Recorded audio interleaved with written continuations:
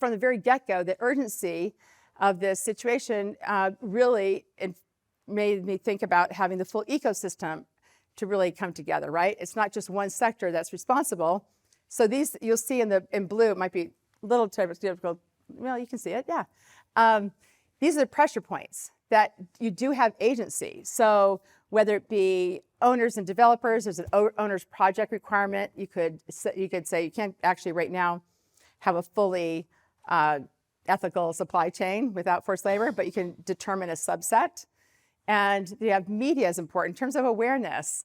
Government agencies on contracts and extractives and manufacturers, obviously documenting. As a university, being able to initialize research, which I'll tell you about is happening at Stanford right now. And then the public demand, right? That's a very important part of the equation. So bringing people around the table, and the idea from the get-go is that we need CEOs and industry leaders to be a part of the working group because we want them to be able to make immediate decisions.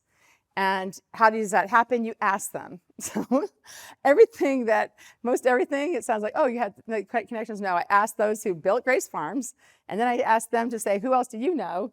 Let's ask them. And we're going to have gender parity on this, looking at also in terms of gender and racial parity, trying to make sure that's part of our concept of how we want to create that team, and did so.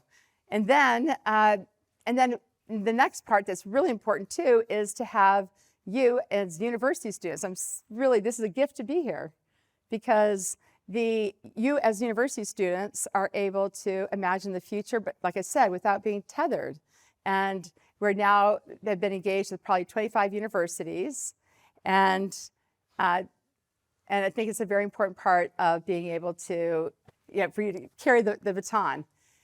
So our first industry report, where we formally launched the movement, 2020. And those working group members, 30 of them, were part of that, are part of it. You can see it in the report. And then people ask, okay, just tell me which one of those materials are made without forced labor. Well, we're at the beginning of the movement. We need the transparency. So we did start to say, okay, you have to use a toolkit. It's not going to be a certification out there already. We have to create it. We have to start to, we developed a toolkit for the industry to start using, and they are. And then our creative director, Chelsea Thatcher, is one of the co-authors on the report, along with the former ambassador on modern slavery. She said, okay, what are we going to do next? Again, asking the questions. What's next? So, okay, now we need to have pilot projects. So here they are. They're in locations on 3 different continents. This is in 3 years' time.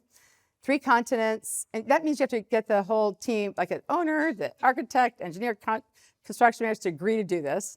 And so we had 3 continents, 12 projects, and one really beautiful project that aligns is Shadow of a Face with Nina Cook John, which is the Harriet Tubman Monument that replaced Christopher Columbus Monument.